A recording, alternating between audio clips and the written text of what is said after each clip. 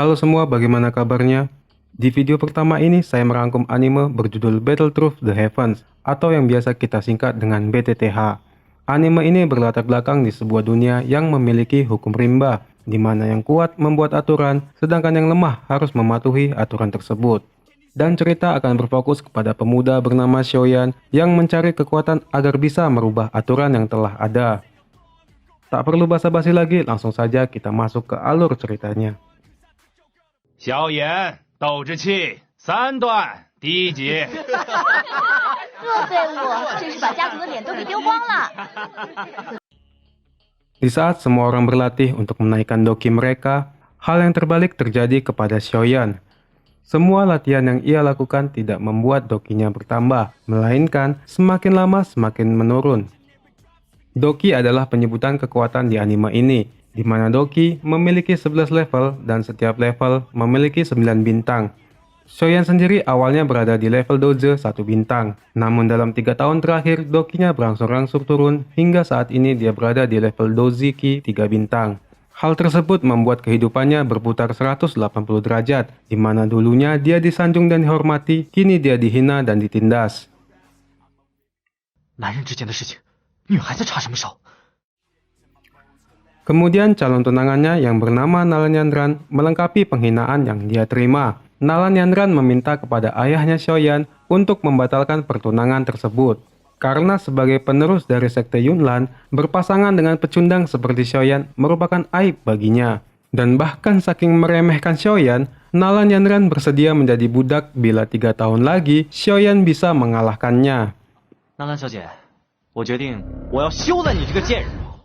Perkataan Nalanyandran tersebut membuat Shoyan ingin membunuhnya, lalu memotong tubuhnya, merebusnya, dan ia berikan ke monster yang berada di hutan. Namun Shoyan sepenuhnya menyadari, bahkan dalam waktu 10 tahun pun tidak mungkin baginya untuk mengalahkan Nalanyandran. Dan di saat dia sedang meratapi nasibnya, tiba-tiba muncul roh dari cincin peninggalan ibunya, yang ternyata selama ini roh tersebut menyerap doki Shoyan untuk mempertahankan eksistensinya. Roh tersebut bernama Yao Lao. 难道我这3年不管如何修炼，斗气一直只减不增的原因，竟然是…… Sebagai balas budi kepada Shoyan, Yao Lao melatihnya dan menjadikannya sebagai murid agar 3 tahun lagi bisa mengalahkan Nalanyandran. Karena pada dasarnya, bakat yang dimiliki Shoyan lebih unggul dari bakatnya Nalanyandran. Hanya saja Nalanyandran mendapatkan dukungan eliksir tidak terbatas dari sekte Yunlan. 什么？起码要上千金币啊！我不能让钱给憋死。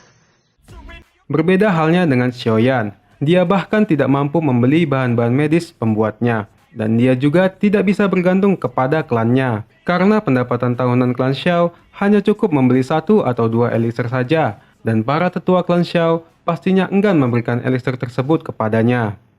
果然没有看走眼，这小子是个炼药师的好料啊！ Berkat bimbingan dari Yao Lao, Shoyan akhirnya berhasil membuat elixir dari bahan-bahan medis yang murah.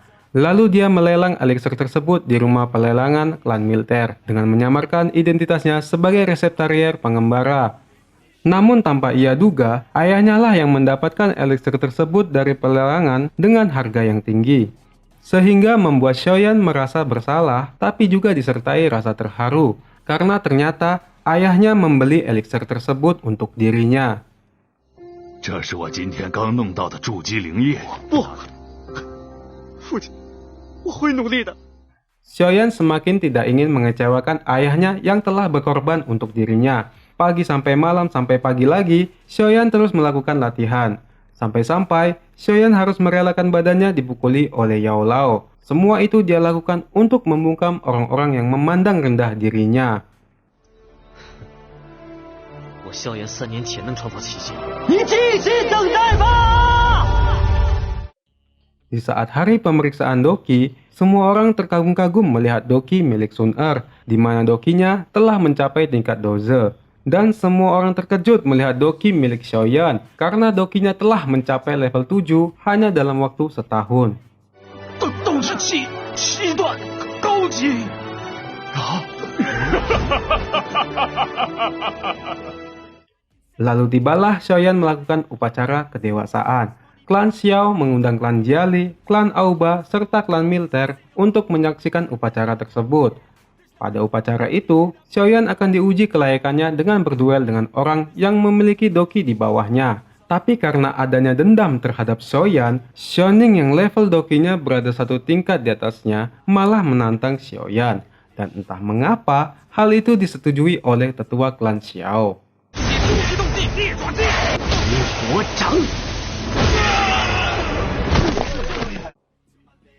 Namun Xiaoning tidak menduga bisa dikalahkan oleh Xiaoyan. Harga diri Xiaoning tidak menginginkan itu dan kemarahannya semakin menjadi-jadi. Dia akhirnya menggunakan obat terlarang untuk menaikkan kekuatannya dan kembali menyerang Xiaoyan. Tapi tetap saja Xiaoning tidak mampu mengalahkannya. 萧宁违规，私服禁药，咎由自取。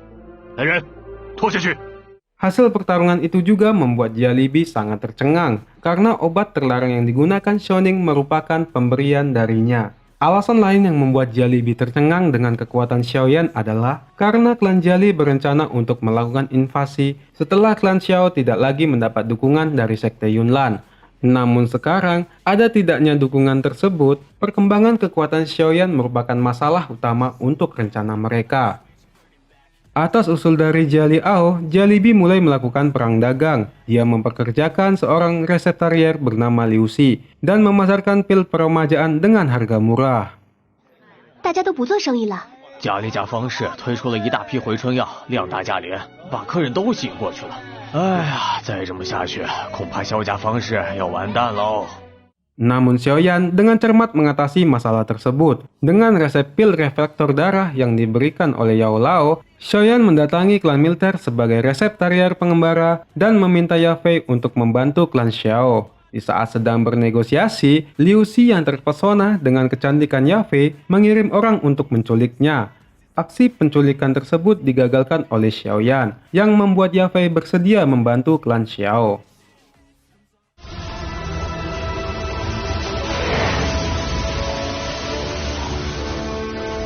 凝血散，它的治疗效果要比回春药强10倍。 Lalu Xiaoyan memutuskan untuk membunuh Liu Xi, karena baginya Liu Xi adalah hama yang tidak layak berada di muka bumi. Namun terjadi hal yang tidak terduga. Xiaoyan mendapati tubuh Liu Xi sudah tidak bernyawa. Liu Xi telah dibunuh oleh Sun Er dan mati tanpa adanya perlawanan.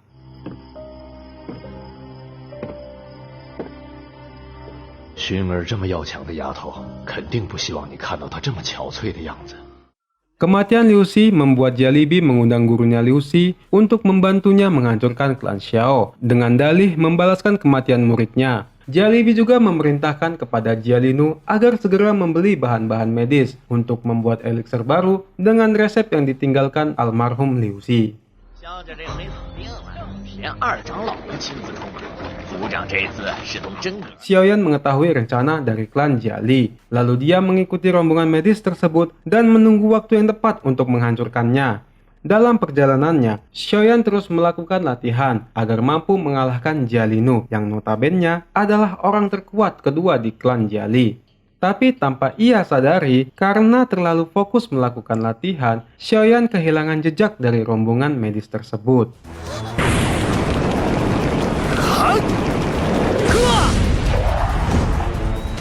Setelah lama berjalan tanpa tentu arah, Xiaoyan bertemu Xiao Yixian yang sedang diserang oleh monster. Xiao Yixian ternyata mengetahui pergerakan rombongan medis klan Jiali dengan sangat padat, tepat, dan akurat. Tetapi Xiaoyan harus menemaninya mencari harta karun bila menginginkan informasi tersebut. 没这必要。非礼啊！你放开我！那我真放了啊！ 不要！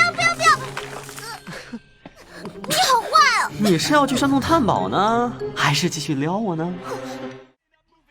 Lalu sampailah mereka di sebuah gua penuh dengan harta karun dan mulai membagi-bagi harta karun tersebut. Namun di saat yang bersamaan, kelompok tentara bayaran bernama Wolfhead datang dan menginginkan harta karun itu juga. 找死！血祭低级斗技，八级崩！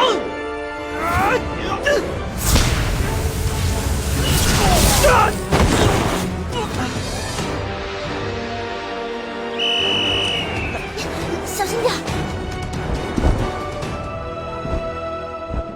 Setelah berhasil kabur dari Wolfhead, serta mendapat informasi rombongan medis klan Jiali dari Xiao Yixian, Xiaoyan kembali berlatih sembari menunggu waktu yang tepat untuk menyerang rombongan tersebut. Berkat bimbingan dari Yao Lao, Doki Xiaoyan kini telah berada di tingkat Doze 2 bintang. Lalu Yao Lao mengajarkan sebuah teknik bernama Fenzu, di mana teknik tersebut bisa berkembang dengan menyerap api tunggal. 用焚绝的斗气把我输入的斗气包裹住，手掌暗发招。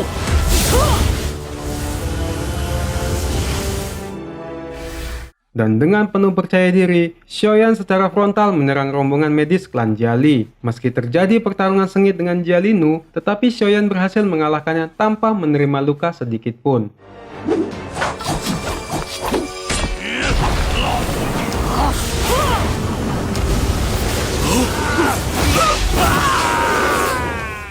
Jialibi sangat terkejut mengetahui bahwa Jialinu telah terbunuh, dan dari tragedi tersebut, klan Jiali tidak hanya kehilangan kekuatan, tetapi juga pemasukan, karena bahan-bahan untuk membuat elixir juga dimusnahkan oleh Xiaoyan, hingga akhirnya Jialibi memutuskan menjual pasar klan Jiali untuk membayar hutang. 加列币那老贼欠了特兰城药材家好一笔费用，眼下居然在悄悄变卖方式。 Tak lama setelah itu, akademi terkenal di benua Dolu bernama Akademi Jianan sedang menerima siswa-siswi angkatan baru. Awalnya Xiaoyan tidak tertarik untuk mendaftar karena dia akan melakukan perjalanan untuk mengumpulkan api tunggal. Tapi Yao Lao memberitahu bahwa Akademi Jianan memiliki salah satu api tunggal, sehingga mengharuskan Xiaoyan terdaftar sebagai murid akademi tersebut untuk bisa mengaksesnya. 导师，我想请个假，有一件非常重要的事情必须去完成。1年。 Keputusan Xiaoyan yang mau mendaftar di Akademi Jianan membuat Sun Er sangat senang, karena nantinya dia bisa belajar, berlatih, dan menghabiskan waktu bersama Xiaoyan. Tapi seketika harapan itu musnah karena Xiaoyan meminta cuti selama 1 tahun. 你可没有那么多时间上神，3年之约转眼就会来到。 Lalu tibalah waktunya berpetualang, mengumpulkan api tunggal dan menambah kekuatan untuk mengambil kembali semua kehormatan dari Nalan Yandran dan juga Sekte Yunlan. Tapi Xiaoyan memulai perjalanannya tidak dengan suasana damai, karena Xiaoyan menerima surat dari Wolfhead yang saat ini sedang menyandra Xiao Yixian. Dan juga baru selangkah dia meninggalkan kota Wutan, Xiaoyan diserang oleh Jialibi yang menuntut balas atas kebangkrutan klannya.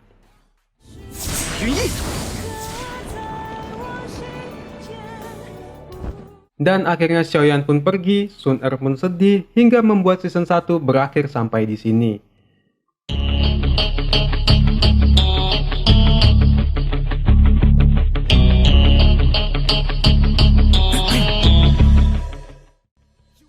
Pelajaran yang bisa kita ambil dari anime ini adalah segala sesuatu yang terjadi pasti ada sebabnya.